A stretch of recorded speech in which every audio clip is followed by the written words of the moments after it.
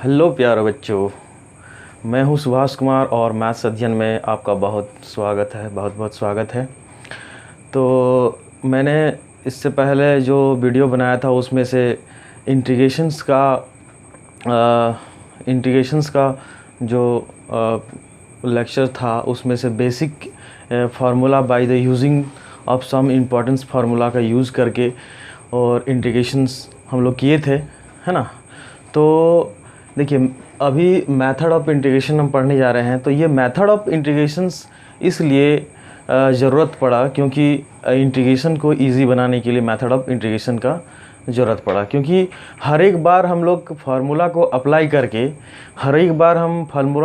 करके इंटीग्रेशन करना संभव नहीं है, जिसके कारण से हमें मेथड ऑफ इंटीग्रेशंस का ज़रूरत पड़ा। और उस दिन मैंने डिस्कस किया था कि मेथड ऑफ इंटीग्रेशंस क्या क्या होता है। फर्स्ट मेथड था integrations by substitution method, and second method था integrations by the by parts, and third method था integrations by the partial fractions.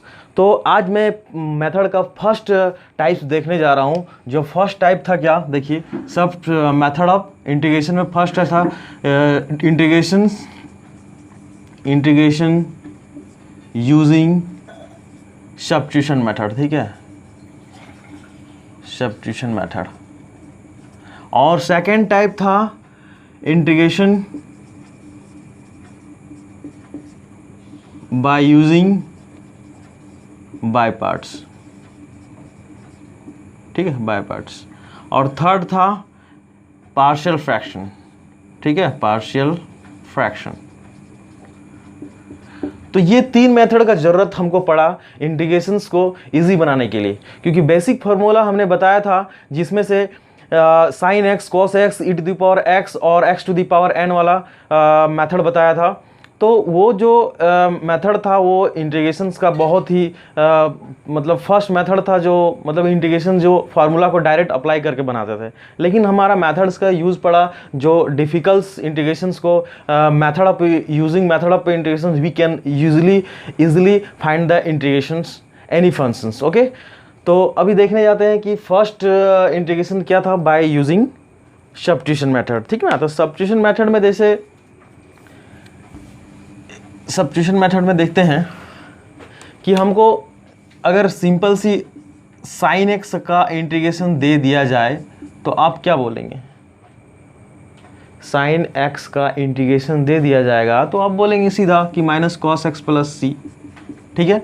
लेकिन जब इंटीग्रेशन में साइन एंगल के अंदर 3x रहे इस तरह से, या इंटीग्रेशन साइन 3x प्लस 2 रहे, इस तरह से फंक्शन जब हमको नज़र आएगा तो हम सब्स्टिट्यूशन मेथड यूज़ कर लेंगे, या फिर डायरेक्ट इसमें कर सकते हैं। लेकिन सब्स्टिट्यूशन मेथड का यहाँ पे बहुत ज़्यादा रोल होता है, ठीक ना। तो देखिए सब्स्टिट्यूशन मेथड में सबसे पहला इसे एक तरह से कर लीजिएगा थ्योरम, या फिर आप इसको रिमार्क्स के यूज़ में याद रख लीजिएगा कि जैसे अगर आपसे पूछा जाए integration of a x plus b to the power n d x, ठीक है, तो आप देखिए इंटीग्रेशन करेंगे। यहाँ पे आप इसको ट्रीट कर लीजिए x, तो x to the power n वाला फार्मूला आपको बताया गया था, x to the power n वाला फार्मूला था ना, x का power n plus 1 by n plus 1 plus c, ये था। तो देखिए इसी तरह आप इसको ट्रीट करेंगे x, तो क्या हो जाएगा ax plus b to the power n plus 1 करेंगे, ठीक है। और जितना ही आपने प्लस किया उतना ही आप नीचे डिनोमिनेटर में आपको n प्लस 1 लगाना होगा, ठीक ना। तो देखिए यहाँ पे n प्लस 1 लगा के प्लस एक इंटीग्रल कांस्टेंट आता था जिसका नाम था क्या, c। लेकिन यहाँ पे इस तरह से लगा देने से आपका ये सही नहीं है, देखिए, क्योंकि वेरिएबल मेरा क्या है x, इसके आगे क्या है कांस्टेंट a, और आपको यहाँ पे लगाना ज़रूरी है a, तब ये सही है, ठीक ना, ठीक है। तो देखिए इसका प्रूफ देख लेते हैं हम, इसका प्रूफ जस्ट तुरंत देख लेते हैं कि इसका प्रूफ कैसा होगा, ठीक है, बाय यूजिंग सब्स्टिट्यूशन मेथड। तो देखिए हम क्या किए कि ax plus b is equal to कोई एक वेरिएबल t हमने लिया। अब दोनों साइड डिफ्रेंशिएटिंग करेंगे, differentiating with respect to x। Then क्या मिलेगा, यहाँ पे देखिए a मिलेगा ना, और इसका तो डेरिवेटिव 0 हो जाएगा, और finally d x is equal to d t. देखिए d t by d x यहाँ पर होता है, लेकिन यही डी एक्स यहाँ पर हम ले आए, और ये फाइनली डी एक्स हम हमेशा फाइंड करके रखेंगे जो कि हमको यहाँ पे ज़रूरत पड़ेगा। ठीक है, तो देखिए यहाँ पे मेरा इंटीग्रेशन क्या था, इसको तो हमने क्या लिया, टी लिया ना, इसको हमने क्या लिया, टी लिया, और इसका पावर एन है। हमारे पास डी एक्स के बदले पे क्या है, देखिए in the place of D x क्या है, डी बाई ए। तो आप क्या करेंगे, यहाँ पे डी टी बाई ए लिखेंगे ना, in the place of x. और देखिए ये ए कांस्टेंट है, बाहर निकल जाएगा। और अभी तो हमने फार्मूला बताया आपको कि x to the power n वाला, यहाँ पे क्या है, t to the power n. तो आप क्या करोगे, एक सम करोगे n plus one by n plus one. बात समझ में आया। और टी हमारा ओरिजिनल ये नहीं है, टी ये है ए एक्स प्लस बी। तो अब ए एक्स प्लस बी का power n plus one by n plus one, और आप ये मिस कर रहे थे, ए नहीं लिख रहे थे, ठीक है ना। तो ये यूजिंग हुआ बाय यूजिंग सब्स्टिट्यूशन मेथड। तो आप इसको रिमार्क में एक याद कर लीजिए, ए एक्स प्लस, मतलब आपको करना क्या नहीं है, डिफ्रेंसिएशन में आप जब यूज़ करते थे चेन रूल, याद होगा आपको, चेन रूल यूज़ करते थे ना। तो चेन रूल में अगर आपको इसको डेरिवेटिव किया जाएगा तो आप क्या करते थे, कांस्टेंट को जस्ट पहले लगाते थे। इसी तरह इसमें इंटीग्रेशन में क्या करना है ना, आपको ये जो कांस्टेंट के सामने जो दिख रहा है ए, इसको नीचे लगाना है, डिनोमिनेटर में लगाना। ठीक है, अगर नहीं समझ में आया तो हम और एक मेथड देखते हैं, मतलब सेकंड थ्योरम कह लीजिए, या फिर आप रिमार्क्स कुछ भी कर लीजिए। थ्योरम नंबर 2, देखिए अगर इंटीग्रेशन दे दिया जाएगा आपको 1 बाय ए एक्स प्लस बी और डी एक्स, तो आप इसको क्या लिखेंगे, लॉग मॉड ए एक्स प्लस बी। ठीक है, मॉड लगा दिए, क्योंकि मॉड यहाँ पे आपका मॉड लगाने की रीज़न था कि लॉग नेगेटिव डिफाइंड नहीं होता है, और प्लस सी। तो क्या आप ये सही कर रहे हैं, नहीं, बिल्कुल नहीं। देखिए यहाँ पे क्या है, ए है ना, तो आपको बैलेंस करने के लिए यहाँ पे ए लगाना होगा 1 बाई ए, तब सही है।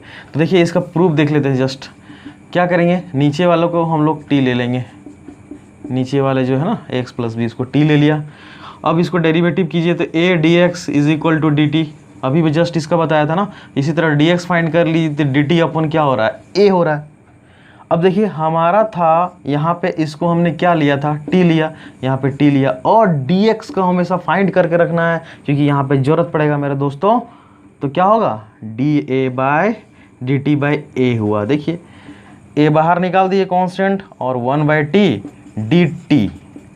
तो बताइए 1 बाय, अब देखिए फंक्शन सारा हो गया ना टी में, वहाँ पे x था, आपको फार्मूला यहाँ पे बता दिया था पहले ही कि 1 बाई डी एक्स जब भी होगा आप क्या लिखेंगे, log mode x plus c. तो यहाँ पे लिख लीजिए 1 बाई ए बाहर है, और लॉग मोड ए एक्स प्लस बी, और एक प्लस सी इंटीग्रल कांस्टेंट।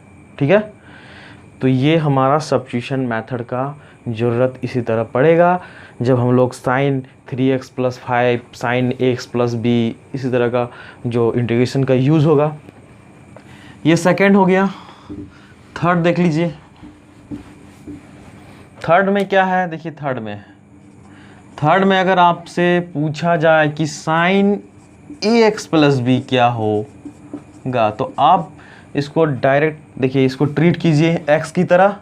तो साइन का इंटीग्रेशन क्या होता है, minus cos x. Minus cos x मतलब ए एक्स प्लस बी, और जन्मसिद्ध अधिकार कांस्टेंट, इंटीग्रल ऑफ कांस्टेंट। ठीक है, तो आप देखिए फिर भी आप गलत कर रहे हैं। अभी हमने बताया था कि साथ में क्या है, कांस्टेंट के वेरिएबल के साथ में ए, तो आपको यहाँ पे ए नीचे लिखना है डिनोमिनेटर में, समझ रहे हैं ना। और नहीं समझ में आ रहा है तो फिर इसका पूरा जस्ट तुरंत देख लीजिए। क्या करेंगे, एंगल के सामने वाले को हम लोग ए एक्स प्लस बी को टी लेते हैं, क्या लेते हैं, टी, और डेरिवेटिव कीजिए दोनों साइड। तो ए कितना होगा, a d x is equal to d t. देखिए बार बार यहाँ पे हम नहीं बता रहे हैं, फर्स्ट क्वेश्चन में ही बता चुका हूँ मैं। और हमेशा डी एक्स फाइंड करके आप रख लो। इतना आया। देखिए मेरा इंटीग्रेशन ये था, आप साइन एंगल वाले को हमने क्या लिया था, टी, और डी एक्स के बदले हम लोग ये क्या लिखेंगे, D T upon A, 1 by a constant बाहर निकाल दीजिए, 1 बाई टी, सॉरी यहाँ पे साइन टी आया और डी टी आया, देखिए फंक्शन एक हो गया ना, फंक्शन एक हो गया तो आप क्या लिखोगे 1/a और साइन का integration minus cos t plus c.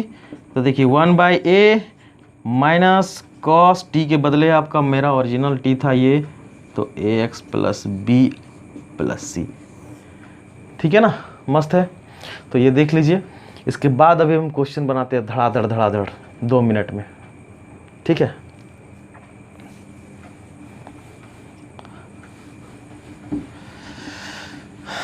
तो एनसीईआरटी का क्वेश्चन हम देखते हैं एक्सरसाइज। तो प्यारे बच्चों देखिए, ये एक्सरसाइज 7.2 एनसीईआरटी का मैंने क्वेश्चन लेके आया है। अभी जस्ट मैंने आपको बताया कि सब्स्टिट्यूशन मेथड कैसे सॉल्व किया जाता है, how to solve the substitution method. ठीक है, तो देखिए मैं फर्स्ट क्वेश्चन एनसीईआरटी का पहले मैंने सॉल्व करवा के, एनसीईआरटी पहले सॉल्व करके मैं different type of questions RD Sharma का लेके भी आऊँगा, डोंट वरी। ओके, तो देखिए सबसे पहले देखिए सब्स्टिट्यूशन मेथड। हम सब्स्टिट्यूट किसको करेंगे, किस फंक्शन को, बड़ा परेशान में है, किसको सब्स्टिट्यूशन मेथड सब्स्टिट्यूट करेंगे, हमको पता नहीं चल रहा है। लेकिन देखिए प्यारे दोस्त, प्यारे मेरे स्टूडेंट, देखिए हम सबसे पहले सब्स्टिट्यूशन मेथड में हम किसको टी मानेंगे। ठीक है, तो जिसका डेरिवेटिव आपको नीचे, जिसका डेरिवेटिव दिखे, मतलब जिसका आपको डेरिवेटिव कहीं दिख जाए उसको आप टी लीजिएगा। ध्यान से सुन रहे हैं ना। तो देखिए अगर हम इसको टी ले लेते हैं, देखिए थोड़ा सा बेसिक कंसेप्ट हम दे देते हैं।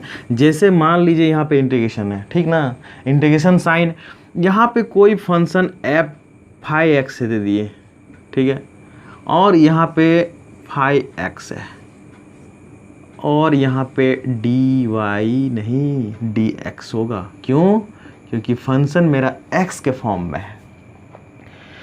तो देखिए एफ डेस एक्स का मतलब क्या होता है, एफ डेस एक्स का मतलब होता है derivative with respect to x 1 times, first order derivative. तो यहाँ पे फाई एक्स है और इसका डेरिवेटिव यहाँ पे नज़र आ रहा है। इसका मतलब हम लोग इसको टी ले लें तो काम बन जाएगा ना, इसको टी ले लें तो काम बन जाएगा। क्योंकि अगर इसको टी लिया और ये वाला टर्म्स अपने आप रिड्यूस हो जाएगा, कट हो जाएगा। ठीक है, ये जो आपको अगर अप्रोचेस समझ में नहीं आ रहा है तो डोंट वरी, अभी हम क्वेश्चन देखते हैं और क्वेश्चन को धड़ाधड़ सॉल्व करते हैं यूं 2 मिनट में।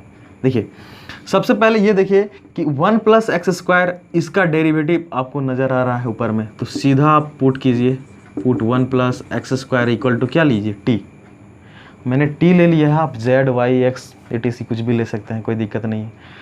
तो अब टी लिया, अब हम बताएं कि differentiating with respect to x both side, तो यहाँ पे क्या हो जाएगा, इसका कांस्टेंट का 0 हो जाएगा और इधर जाएगा 2x। dx को आप यहाँ पे लिखिए या फिर dt/dx यहाँ पे लिखिए। इसी dx को जो ना यहाँ पे dx को हमने यहाँ पे ले आया, ठीक है।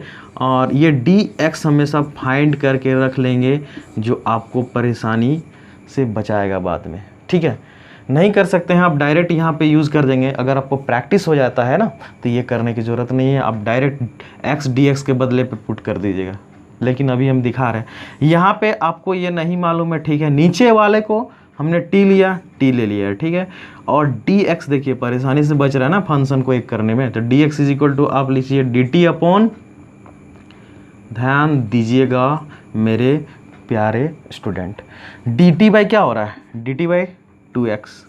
देखिए ये 2x तो गया, तो बचा कितना 1/t dt, और 1/t dt तो होता है log mod t plus c। तो देखिए log mod t मेरा ये था ना, तो t पुट कर दीजिए। यहाँ पे नहीं दिख रहा है तो आप साइड में लिख लो, क्या हो जाएगा log t बोले तो 1 + x² 1 + x² प्लस c, आपका ये आंसर लगा कुछ नहीं ना। देखिए नेक्स्ट, देखिए अभी तुरंत बनेगा, इसको मिटा देते हैं, आप पॉज करके लिख लीजिएगा। देखिए सेकंड क्वेश्चन देखते हैं, एनसीईआरटी का मैंने सेकंड क्वेश्चन लिया है। देखिए आपको अभी बताया कि आपको टी किसको लेना है, जस्ट आप इमेजिन कीजिए कि हम किसको डेरिवेटिव करने पे हमको डेरिवेटिव मिल रहा है, ध्यान दीजिएगा। तो हम x को तो t नहीं ले सकते हैं, अभी अननोन है, हमको कुछ पता नहीं, लेकिन t किसको लेना है इस फंक्शन में?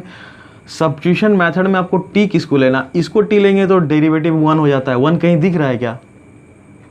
नहीं दिख रहा है। देखिए log x का अगर हम t लेते हैं तो 1/x दिख रहा है, दिख रहा है ना? तो जस्ट आप पुट कर लीजिए log x is equal to t derivative with respect to x on both side. Okay, now 1/x dx is equal to dt। ठीक है, जब प्रैक्टिस हो जाएगा तो देखिए आप इसके बदले क्या लिखोगे, dt नहीं, और अगर नहीं तो आप यहाँ से dt हमेशा फाइंड करके रखिए और x यहाँ पे मल्टीप्लाई हो जाएगा, dt के साथ चला जाएगा। ठीक है ना? देखिए dx, तो ये वाला हमने t लिया था, सब्स्टिट्यूशन मेथड किया था ना यार, तो t लिया। x हमको कुछ पता नहीं है, लेकिन dx हमको परेशानी से बचाने के लिए निकाल के रखे हुए हैं, तो आप यहाँ पे x dt पुट कर लो और ये x सीधा कैंसिल, और बचा क्या, t dt ना, t dt। अब इसका तो पता ही है, t dt यहाँ पावर 1 है, x to the power n वाला फार्मूला, तो t का पावर 2/2 प्लस c, लेकिन ओरिजिनल t तो हमने log x लिया था ना, तो क्या हो जाएगा log x का पावर 2/2 प्लस c। तो नेक्स्ट क्वेश्चन देखते हैं एनसीईआरटी का 3rd नंबर, और ये 4 नंबर है शायद। ठीक है, तो देखिए इसमें हम किसको t लें, ठीक ना? तो आप थोड़ा सा इसको मॉडिफाई कर लीजिए। क्या कर लीजिए? मॉडिफाई कर लीजिए। x इसमें भी नज़र आ रहा है, x इसमें मुझे नज़र आ रहा है, कॉमन ले लीजिए ना, 1 प्लस log x बचेगा, यहाँ पे log x और यहाँ पे dx इंटीग्रेशन होगा। तो अब सीधा सीधे आप क्या बोलिएगा कि log x का डेरिवेटिव यहाँ पे दिख रहा है, अब पूरे को यहाँ पे t ले लीजिए, 1 प्लस log x को हमने t लिया, तो यहाँ पे क्या होगा, इसका derivative 0, 1/x dx is equal to dt, और dt आप फाइंड करके रख लो तो x dt मिलेगा यहाँ पे। ठीक है, तो देखिए 1/x हमको कुछ मालूम नहीं है, यहाँ पे दिख रहा है, हेलो दिख रहा है यहाँ पे? अगर नहीं दिख रहा है तो हम साइड में लिख लेते हैं, कोई दिक्कत नहीं। ठीक है, तो इसको क्या लिया हमने, 1/x इसको मालूम नहीं है, इसको हमने क्या लिया, t लिया, पूरे को t लिया, और dx का मतलब क्या हुआ, x dt। देखिए x पूरा कैंसिल, और हमारा इंटीग्रेशन अब इजी हो जाएगा, वेरिएबल एक साथ हो गया dt में, तो यहाँ पे कितना हो जाएगा, log mod t plus c, और log mod t मतलब ये पूरा 1 प्लस log x और प्लस c हो गया आंसर। ठीक ना? नेक्स्ट क्वेश्चन देखते हैं, पॉज द वीडियो डाउन।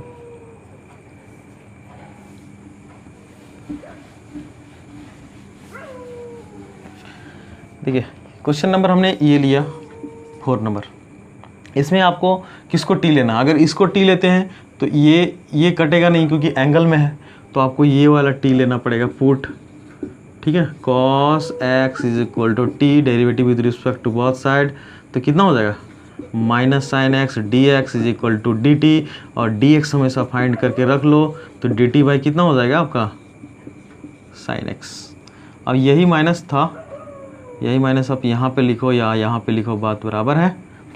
अब देखिए हम क्या किए, इसको हम कुछ नहीं किए हैं, इसको हमने t लिया, तो साइन और ये t कर दिया, dx मतलब कितना हो गया, dt upon minus sine x।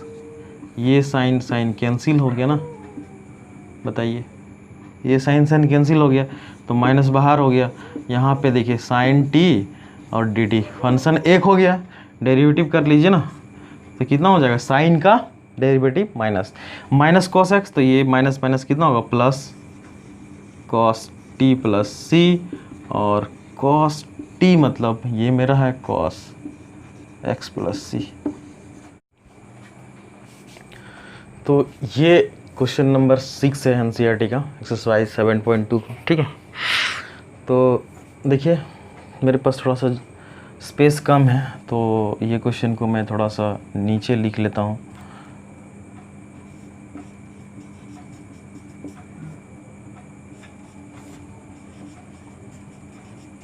इसको मैंने नीचे लिख लिया, ठीक ना। देखिए सबसे पहले ये क्वेश्चन मैं देख रहा हूँ, तो इस तरह का क्वेश्चन को बनाने के लिए हमारा सब्स्टिट्यूशन मेथड का यूज़ हो रहा है, ठीक है ना।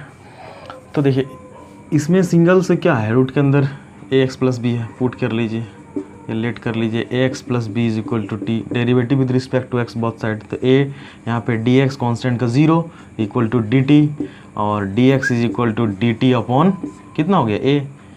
तो ये रहा आपका, ये हमने t लिया और dx का मतलब क्या लिया, dt बाई a कांस्टेंट, तो बाहर निकाल दीजिए 1 बाई रूट टी dt, ठीक है, 1 बाई a और t का पावर ये चला जाएगा हाफ, माइनस हाफ ऊपर और dt, इसके बाद तो आप खुद कर लीजिएगा, ठीक है, कोई दिक्कत नहीं ना, ठीक है। इसके बाद आपको कुछ करना नहीं है, 1 प्लस ऐड कर दीजिए, नीचे फिर 1 प्लस ऐड कर दीजिए, कोई दिक्कत नहीं होगा। इस तरह का वीडियो बहुत, मतलब इस तरह का क्वेश्चन हमने पीछे बहुत पढ़ रखा है, ठीक ना। तो आप इसको लिखिए। नेक्स्ट देखते हैं क्वेश्चन नंबर 7। क्वेश्चन नंबर 7 देखिए, क्वेश्चन नंबर 7 में रूट के अंदर जब भी दिखाई देता है ना तो टी ले लीजिए, क्योंकि इसका डेरिवेटिव, इसको टी लेने से कोई बेनिफिट होगा नहीं, इसको टी लीजिए। तो पुट हमने किया x plus 7 equal to t, derivative with respect to both side, तो dx इज इक्वल टू इसका कांस्टेंट का 0, इधर dt बन जाएगा, कोई दिक्कत नहीं ना। x हमको कुछ पता नहीं है, x कुछ पता नहीं है, कोई बात नहीं, और इसको हमने क्या लिया t, dx का मतलब dt, लेकिन इंटीग्रेशन इजी नहीं हुआ क्योंकि हमारे पास दो फंक्शन हो गया, लफड़ा में पड़ गई ना t और x के।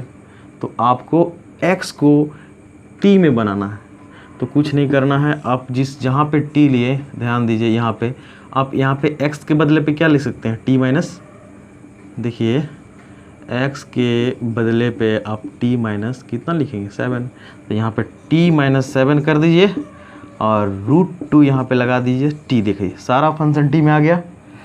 तो सारा फंक्शन t, आप इसको एंटर कर दीजिए, तो t और इधर t का पावर रूट मतलब हाफ, तो फाइनली कितना बना, 3 बाई t का पावर 3/2, हम पूरा लिख देते हैं t का पावर 3/2, ठीक है, dt, और यहाँ पे 7√t, तो इसको हमने फिर वही काम किया, t का पावर हाफ लिख दिया, ठीक है, बाहर में यहाँ पे dt, इंटीग्रेशन सबको दे देना है, फंक्शन उसी दिन बता रहे थे प्रॉपर्टीज़ ऑफ इंटीग्रेशन में, ये 7 बाहर निकालना है, t का पावर हाफ dt आया। तो देखिए ये फॉर्म में आ गया ना, फॉर्म में आ गया, इसको 1 प्लस कर लीजिए, तो t का पावर 1 प्लस किए तो कितना हो गया, 5/2, और नीचे 5/2 मतलब कितना, 2/5 आया, प्लस नहीं माइनस है तो माइनस दीजिए, 7, ये 1 प्लस किएंगे तो t का पावर कितना हो जाएगा, 3/2, और 3/2 नीचे लगेगा तो यहाँ पे 2/3 यहाँ पे आएगा, देखिए, और 2 अब सीधा t का वैल्यू पुट कर दीजिए, ठीक है, यहाँ पे t का वैल्यू पुट कर दीजिए और इसका आंसर आपको रेडी, कोई दिक्कत नहीं, कर लीजिएगा आप, ओके।